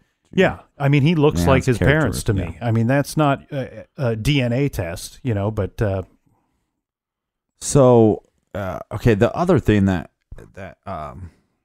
raises a couple questions for me is on the police radio. You talk about them looking for a shooter that is wearing blue jeans and a plaid shirt. That raises some suspicion to me because that's definitely not what he was wearing. Mm-hmm. He's wearing all black. But again, that could have just been, misidentification. Let's get into some of the little juicier stuff. The one of the main things that people bring up is that Robert Holmes, James Holmes' father. So Robert Holmes is a mathematician and also a scientist. Like I said, he has degrees from Stanford, UCLA, and UC Berkeley. The idea was that he was going to be on trial or testify in a case dealing with this is the bank scandal? Yeah, LIBOR, right? I think that's what it's called. Now, basically what it is that when banks borrow money from each other, there's a system on how that works. Now, you can read into this as much as you want, and there's some weird stuff too because people try to make some connection that James Holmes' father was connected to this LIBOR, and so was a victim's father and Sandy Hook. There's not much validity to the Sandy Hook connection, but yes, Robert Holmes definitely had some stuff to do with FICO credit scores, some computer programming, and different stuff in his field to help with banking. And some people would say, well, that connects Robert Holmes to the elite of the elite. Therefore, James is as part of this conspiracy. I don't know if I buy that. It is very odd, and it makes me want to dive into it more, but I don't know if that proves that this is a conspiracy. There's a lot of conspiracy theorists out there regarding this case and regarding Sandy Hook and regarding a lot of these other mass shootings. But at the end of the day, the thing is, this mass shooting problem is a problem, and it's happening all the time. I mean, I want to give you some quick numbers here, okay? According to the FBI considers a homicidal rampage, like a mass shooting. Mm-hmm. They consider that their definition of a mass shooting is where the attack results in the death of 4 or more persons, okay? So in the 1980s in the United States, there were 18 of these such attacks. In the 1990s, there was 54 of them. Mm-hmm. In the 2000s, there was 87. And from the years of 2006 to 2010, we had 156 of these attacks. So hoax, no hoax, whatever you dive down all the rabbit holes you want to go to, that's fine and that's all well good, but you can't argue against these numbers. The other thing that's crazy too is America's robbery, theft, and assault rates are similar to numbers that are seen and compared to other developed countries like the U.S. However, our gun homicide rate, we have about 11,000 gun deaths a year in this country. This is according to the Centers for Disease Control and Prevention. So we're looking at numbers from 2013. So what this is this means that our gun homicide rate is 30 times higher than that of countries like France or Australia. Mm-hmm. So we're seeing a problem here, and we're seeing it repeat itself time and time again, and it's increasing rapidly. No, I get that, but a lot of those countries are also quite smaller than ours. So murder per capita and all that stuff. But yeah, but they still have have the exact same numbers of robberies and thefts and assaults. Yeah, I mean, I think we definitely have a mental health issue. I definitely think we have. And in the 80s and the 90s, we actually had a lot more our violent attacks, as far as violent assaults. The rates were much higher for those singular attacks back then, but you had a lot fewer of these shooting massacres. Well, when you said conspiracy or not, well, yeah, we're having a problem, but it's a big problem if this is some conspiracy, to control the narrative. Now, what they talked about was, with this MK Ultra thing, well, we talked about this is the number one hair-raising thing that gives some validity, not that it's hoax and it's fake, but that they're trying to control the narrative. Is they talk about with the MK Ultra, once you do something, then you might have amnesia, but we don't want you to get to the point where you do remember. Now, there's a couple times that inmates said that James Holmes was yelling, "Oh, the FBI brainwashed me." Maybe that's true. Maybe it's not. Maybe that's part of a psychosis. Maybe it's not. I don't know. Maybe it was part of him acting crazy. But I believe that doctor when he said he was actually sane, because I see those fragments of sanity in his interrogation. And if you think that this guy is just some crazy psycho, watch those interrogations. Yeah, you're going to see some humanity inside him. And you're going to see some saneness, but you're going to see some thought put into action of his attack. Okay, yeah. You're going to see that because he's asking about the children, like you had said. And there's other things that they learn from this notebook that they get, that he sent to the psychiatrist. They figure out that he picked the late night showing of this movie because he didn't believe that there would be any children in there.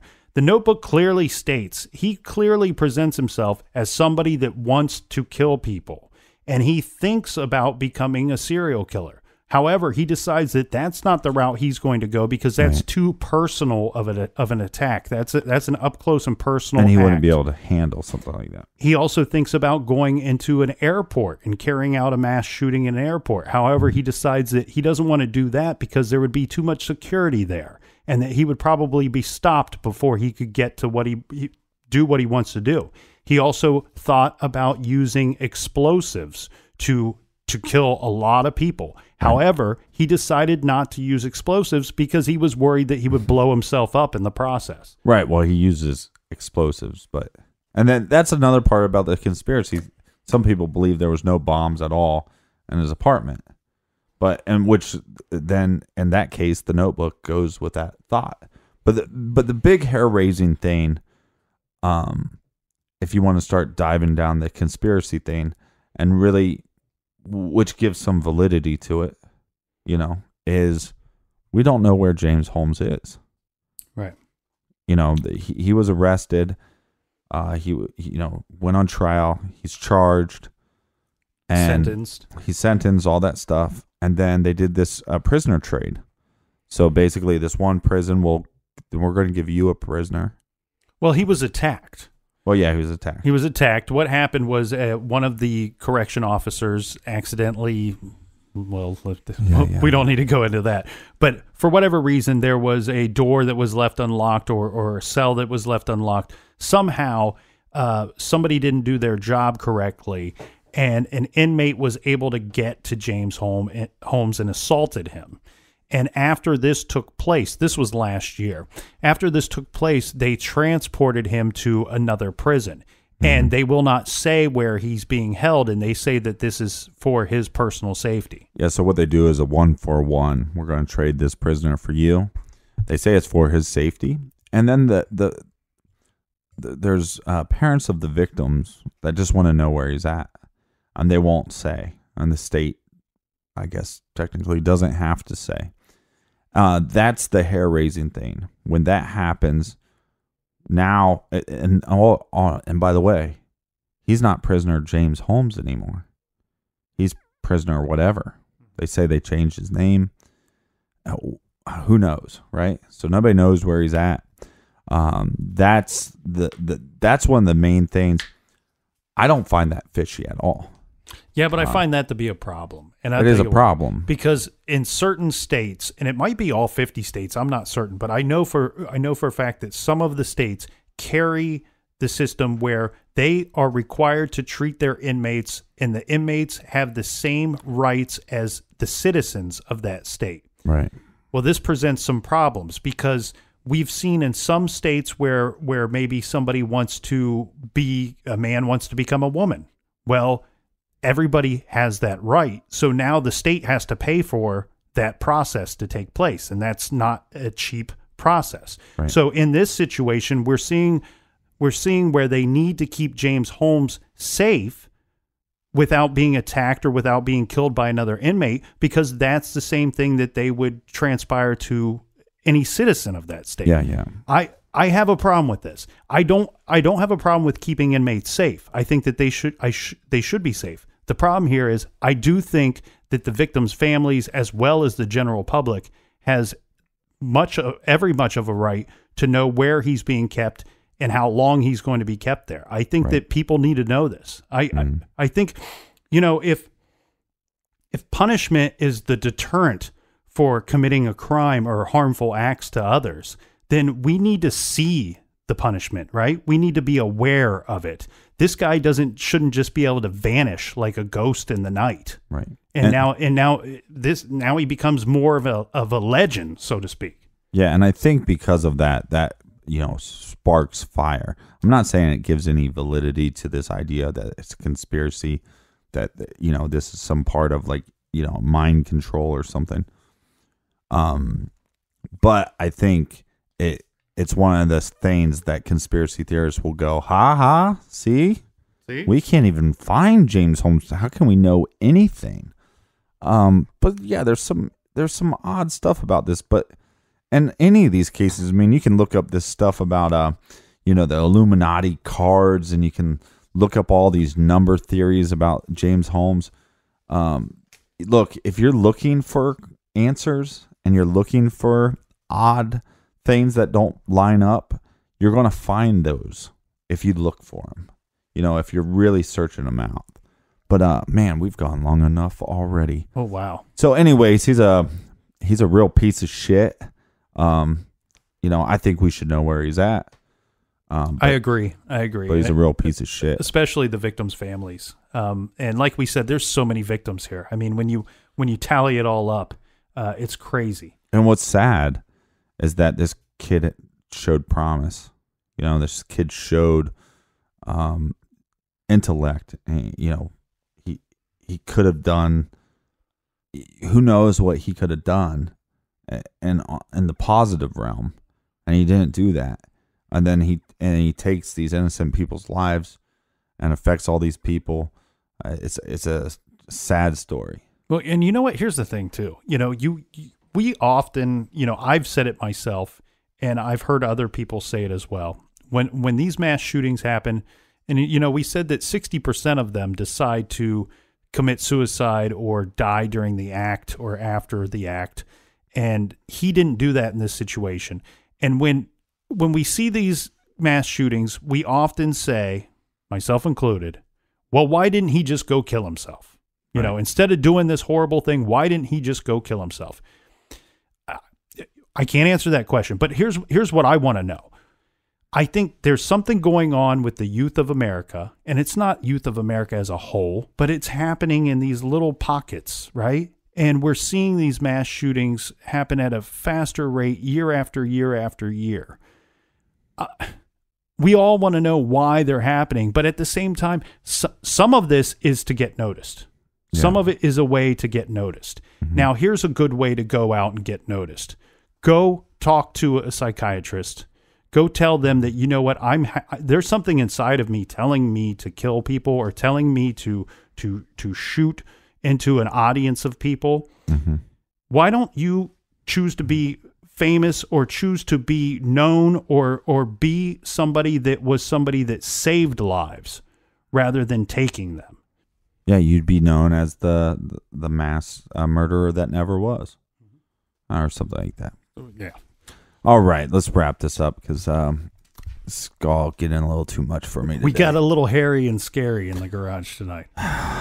They're draining, man. These cases drain you. You research them. You're trying to find interesting things to talk about, but at the end of the day, innocent people lost their lives, and it sucks. And it's and the terrible thing too is it's senseless. It's absolutely senseless. And we've locked ourselves in the garage for the last week trying to get into the mind of James Holmes and figure out why this happened. I don't want to get I need to get out. Yeah. I need to get out. All right, but recommended reading. Thank you, Captain. I want to recommend The Spiral Notebook, The Aurora Theater Shooter, and the Epidemic of Mass Violence Committed by American Youth. This is by a husband and wife team, Stephen and Joyce Singular, and this is a very interesting book. Of course, it talks about James Holmes and the events leading up to the attack and the things that took place afterwards. But one thing that they did that was interesting here is they discuss some of the other mass shootings in this country. They discuss a lot of numbers and statistics, as well as interviewing parts of American youth and asking them their opinions of the epidemic of what's going on in this country. Right. So again, that's The Spiral Notebook by Stephen and Joyce Singular. You can pick that up by going to truecrimegarage.com, click on the recommended page, and you're going to see this book as well as all the other books. And even we recommended a movie last week. So go check that out, truecrimegarage.com. I'm not sorry. I'm not sorry that the episode was so long. Well, some people might not like it, but I enjoyed sitting here speaking with you, and we avoided watching the election in the process. We did get out and try to rock the vote, but who knows what will happen with that. I mean, no spoilers, but either Bill way, Murray didn't win. Regardless of the outcome, let's all be friends and let's all be a great country together. And you know what, Captain? Until next time, be good, be kind, and don't litter. Bill Murray for president.